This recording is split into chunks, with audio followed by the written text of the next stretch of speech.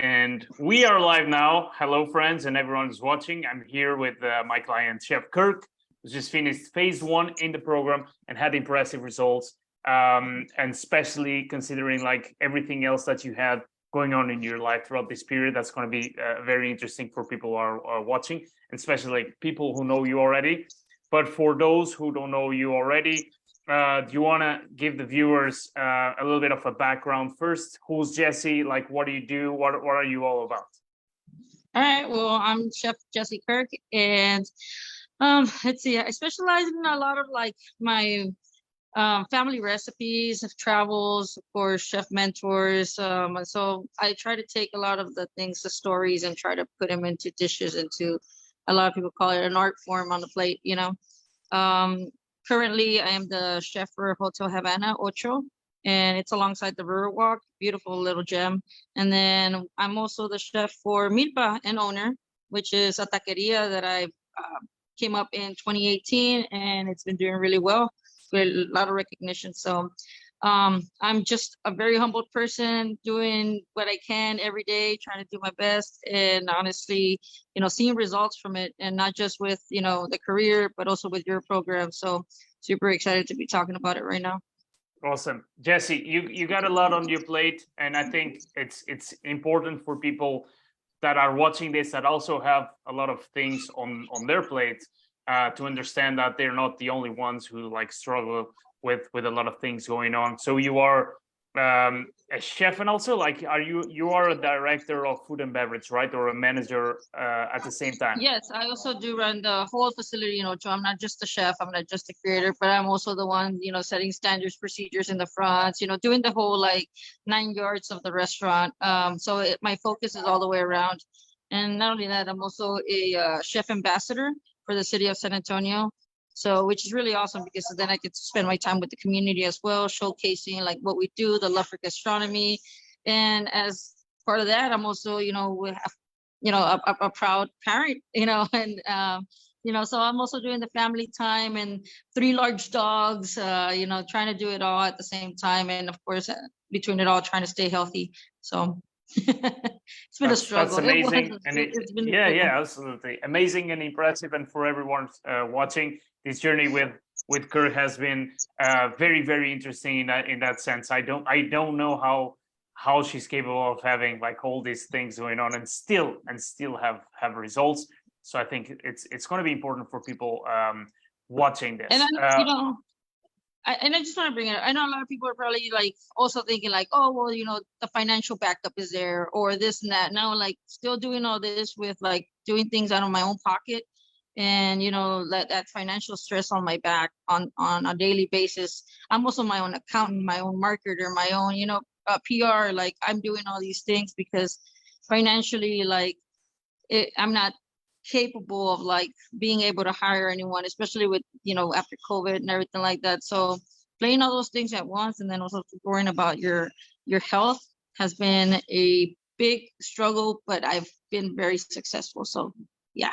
And I just want to make that clear, because I know a lot of people, like, I know even when I watch your videos, I'm also like, oh, well, that probably the person doesn't do this and that person doesn't do that. And then you really think about it, and it's like, wait, they're juggling as much as you are. Like, we don't know what their situation is, and everyone's moving forward. So I just want to be a part of the group of yours that talks about like, yeah, we're not just people that are being hired by these corporate places, chefs, and then have all the financial backup. Like I still got projects on my own, coming out of my own pocket, plus doing this with you. So absolutely managing your own budget, carrying all the hats, being a leader in your community. Yeah. And yeah, man, that's very, very cool. Before we even started this journey, before you even heard about Hotel Fit, I guess you heard about it from other people in San Antonio that are already part of the program. What was going on with you before you even started? Like, what was going on with Kirk's life? Being one of the newer like generations of chefs, like coming in, you watch the people, you watch the chefs, you watch your mentors go through this whole event season, and then the downtimes, and not really understanding how they manage their schedule. And you see some of these chefs really like still staying fit, and then you're struggling at the time to be able to like do all these things plus pay attention to your health. So I think like with the program, like it helped me understand like the seasons, you know what I mean? Like this, or with as a chef, like I started understanding the seasons of when I was going to be busy, when I was going to have a downtime, and learning throughout the years, kind of keeping a journal of like what it is. I realized that I'm coming to these really stressful parts in the industry, such as the holidays, the event season, you know, the good weather. We're getting the good weather. So I knew I was going to get back into that. And my biggest struggle was being at this point overweight, unhealthy, and struggling with a pre-diabetic, you know, diagnosed. And also like going into event season, it's like now I'm going to be more stressed, more all of this. Like I needed to figure out like where I'm at and how to start to get better. So that was that's the reason why I wanted to really focus in with you and try to understand. Like I heard about you, I had seen you, I've seen posts about you, and I was really interested to see that you understood somebody that was under the industry and how to adjust and work with their schedules. So that's what really captured my attention with it all. What would you say was like that push that made you feel like, all right, like maybe I need some help, maybe I need to do something about it? What, like, I know like things were going on for a while and you were kind of accumulating all those You know, issues that you wanted to solve, but what was the thing that told you, all right, like I'm gonna do this now, I'm gonna jump on and I think do I it? can speak to I think I can speak about it, or with a lot of chefs about it. I think we have that familiarity of like you wake up, you go to bed, you wake up, you go to bed, like constantly working to where it all goes into like one big day. One week feels like one big day where you just been napping 10 minutes here and there, you know? And I think at that point, once I noticed that that was my routine and I had no, I felt like stuck in a loop, and I needed help. Like I'm in a whirlpool and like I need help getting out of this situation.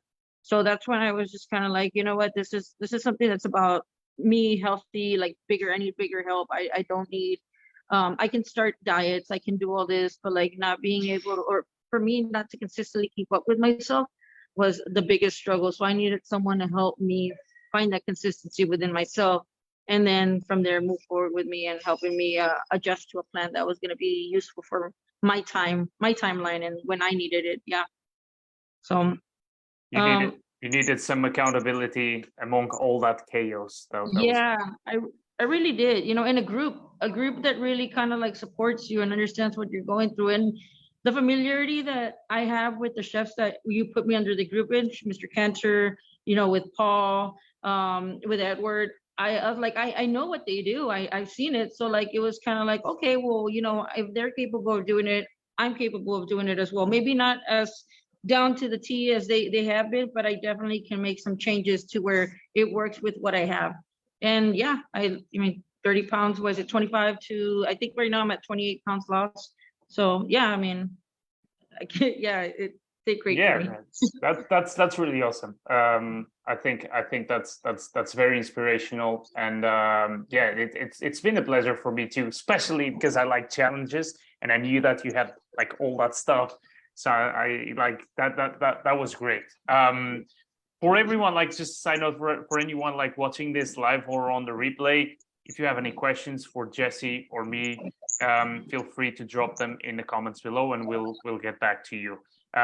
Kirk, what, like, when you started out, what were like your first weeks? What were like your first months? What was your experience like? How did you feel going through the motions, going through the results and the lifestyle changes? You know, the first few weeks, it was about, you know, at least doing the, you know, making sure we had all the water intake. And that was pretty easy. I was like, okay, just make sure I drink a lot of water, a lot of water, a lot of water. And then eventually, like, you introducing the following step, and, you know, and then eventually evolving into the fasting. And once I got to the fasting, and I really like loved the energy after the third day, I was kind of like, okay, this is getting easier. All the water consumption that I'm doing, follow it with the fasting. Once fasting starts, like we just do nothing but protein from there. We just do nothing but protein from there, and be able to like sorry, so like That's fine. That's everyone, fine. we're just an event here, so everybody's moving stuff. Yeah. High protein, And I was like, wait, I get to start my evening by having a full steak. I was like, hell yeah. Um, and then going off of that, I felt the energy. I felt the positiveness and like my body as in like wanting to wake up earlier. Also not feeling so heavy at night where it's uncomfortable for me to sleep. And then just that was just within the first 2 weeks that I noticed that change. And then again, it became a struggle because of the time and trying to, we started implementing the following ones, which is the phase 2 and then the 24-hour fasting. I ended up getting really great results. Like once I did the first 24-hour fastings, like I dropped real quick. I think I dropped like 2-3 pounds like in that week, like just fast, easy, and it became like just a no-brainer.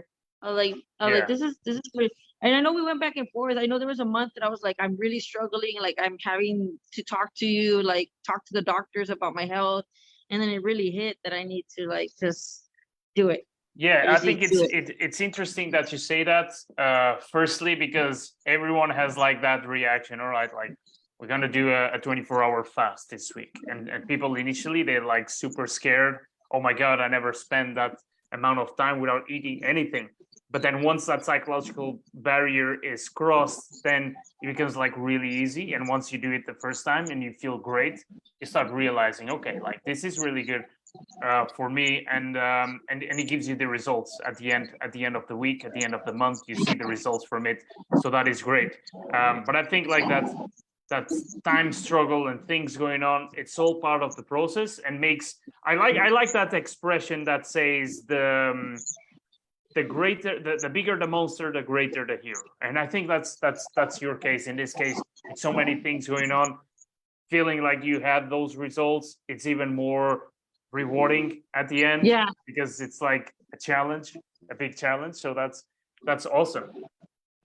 Yeah, it really was rewarding. Like even just feeling that difference, I was like, and then not weighing myself on a daily basis, but just like going at it on a weekly basis with your program. Of course, it asks you to weigh yourself. And I was just kind of like excited for that day because I was like, all right, I don't want to jinx it all week and then jump on the scale. And then all of a sudden, like, I'm not where I want it to be. But even when I wasn't, I really understood like what I've done wrong this week, because of course you're able to kind of see like on the calendar that you give us, what to kind of plug in, what not to plug in. So you're able to kind of keep an idea of like, okay, I gained 2 pounds this week. Let me look at what I'm doing. And then you went back and you realized you missed this day, that day, you didn't do the fasting on this day. And then you realize, oh, okay, well, this is where I messed up. So it's a good way to have a journal and kind of keep you moving forward without hesitation, because you're understanding of like where your setbacks are at. So yeah. Yeah, absolutely. And it's a journey of learning above all, because the goal is that you guys, finish at phase 1. It's important for that, finish phase 1 and know exactly what to eat, when to eat, what to do, and have that kind of at least understanding of the structure and knowledge that will get you to those results. Tell me, in your opinion, what was the number one challenge throughout this period, and how did you manage to overcome it? Oh man, I don't, I I think asked the number difficult one challenge questions. was the food photos.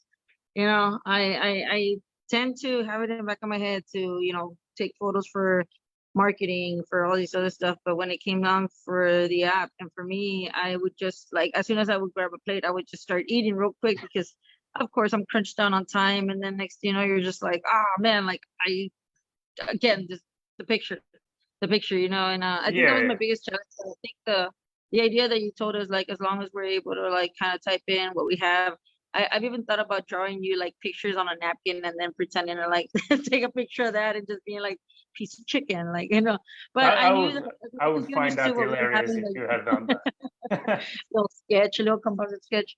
Um, yeah. So, but explaining to you what I was doing or kind of plugging in like exactly what I was eating, or being able to chat with you on a daily basis if I needed to reach out to you, was very helpful for me to like not fall back on that. But it was, I know it would have made your life a lot easier also to help me out.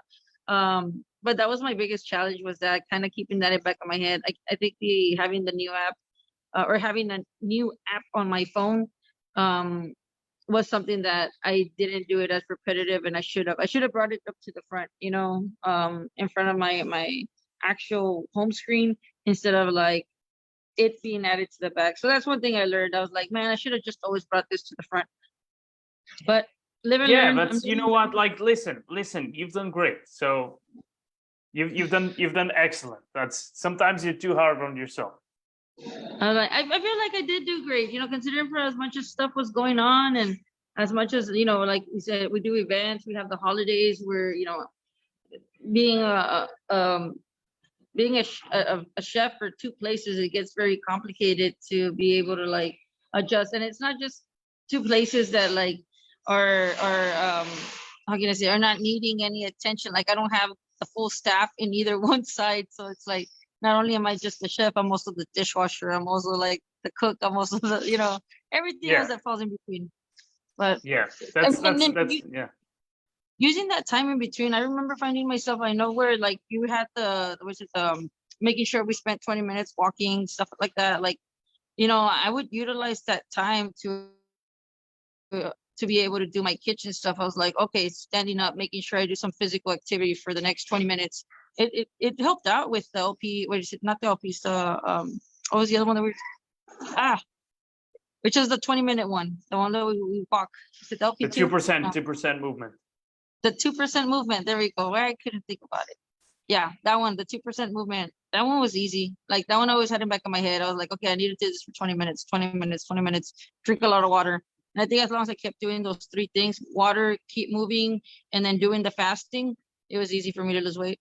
Yeah, absolutely. Yeah, I really like that kind of feedback. Definitely, like the 2% is something that I want like people ever since like they start, that it enters like the subconscious and they never stop thinking about the 2% ever since then. Kirk, industry specific questions in terms of like the dynamic in your kitchens and knowing that you manage a lot of stuff. How did you navigate like kind of your staff reaction regarding what you were doing? Because I know like a lot of your staff would kind of bring you mac and cheese as snacks and things like that. I know like you had that kind of logistics. How did you manage to navigate that? What kind of communication did you have with your staff to kind of make everything easier for you? And it's funny that they like we were having that one-on-one interview, and then all of a sudden in the background you see somebody giving me a bowl of mac and cheese. Totally busted. No, after talking to them and them really understanding what was going on, I think they're very concerned and very supportive. If anything, I had people here around me telling me like, are you fasting? Like, how are you doing about it? Like, I'll fast with you. And very supportive in a way that was like, hey, this is not just like, we need a healthy chef. We need to make sure that she's successful, we're successful type of deal. And so they were really awesome. They stopped feeding me all this stuff, and they honestly like started trying to even involve themselves. They're like, I'll make you something healthy if you don't want to make it, because a lot of them know that once I cook, I won't eat. Like I am that type of person that I can't cook for myself. Like I won't eat what I make, and it's not because it doesn't taste good or anything like that. Obviously, I'm still a chef, but it's just like I put all my energy into the food that I'm drained after it, you know what I mean? And it's like and after tasting and tasting and tasting, you're just kind of like, this is not what I want. And so they were coming up with solutions. They were making me, their huevitos, making myself some eggs in the morning and bacon, and making sure that I have the right fat, the avocado. And so that made it very easy. I know not everyone out there has someone to cook for them. I'm very lucky about that. But when it wasn't, then I would just lean on something like, if I was on the fast food, I just knew that I needed something high protein. So like going to even grabbing a burger, like I was like at Wendy's, you know what I mean? I would just grab the burger, cut off top of the bread, like do a double patty, one piece of bread, and just a lot of water. And that really helped me. It sustained me for a long time. I was just like, hell yeah, at the end of the night doing something like that, it was really, really helpful. Like I didn't get hunger pains at night. I was able to sleep better. Remember, I was having trouble sleeping. Yeah, I was able to sleep a lot better. And then another thing, like what my staff suggested for me to do, they were seeing me struggle. They saw that by like, if I started eating at 8, that by at 1, they knew that by 8, like I'm struggling because it was it's the rush. it's dinner rush. I don't have time to eat. So I'm not getting my last meal in, at least try to. So I've started to push myself to like 2 or 3. And then from there, at least I have to like 10, 11 to when I got home, I was able to like sit down, eat a meal, stay up for another hour. And then it's still within my fasting time. So I had to adjust everything, but it helped. It helped me out a lot. I was just like, okay, I just got to push this further back. And staying coffee, green tea in the morning. They were making me a lot of green tea actually. So that's another thing. So the support system that you have from your team was really helpful. And also the fact that you can be creative, you found solutions, you went around things, and you still managed to kind of adhere to the guidelines and make like the best decisions that would help you get to those results. I think that's amazing. Kirk, for people who are in a similar position than you were before, even before you started the program, what would be your advice for them? For people who are struggling with time, they need to do something about their health. What would be your advice for them? I mean, I know I feel like a lot of us are afraid to ask for help, especially when you're like been so used to being able to bounce back from it. I know like for myself, I've always been able to like lose the weight like that. And it's like, oh, I'll gain the weight and I'll lose it. But as you get older, it's more of a struggle. And actually realizing that you need the help in something that, although you're familiar in, as a chef, I should be familiar with nutrition, how to my calorie count, what's in the product. I know all this, but it's applying it, and it's actually having someone to hold you accountable on it. That was the biggest struggle. So don't be afraid to ask for help. Don't be afraid to really invest in yourself. Honestly, like that's one thing that hurts me is always like everybody else. I could care. We could take the shirt off my back, like take it, type of deal, type of person. But at some point, you got to realize like you're not gonna be able to take care of anybody if you're not taking care of yourself. And so that was the biggest thing for me to realize. It's just like I'm not gonna my team's not gonna be moving forward if I'm not helping myself move forward in a healthy mental way, because not only does your diet affect you physically, but mentally, emotionally, like it's all one big, twine, and it really can set you off your game completely. So I think my advice is invest in yourself, really understand that asking for help and needing help, although it doesn't mean that you're not knowledgeable or anything like that. It's just that you just need a helping hand. You need someone to kind of like when someone does your taxes, you need a tax guy, you need a fitness person, you know what I mean? Lean on someone, and finding you was very much a blessing. So thank you so much for that. I appreciate you.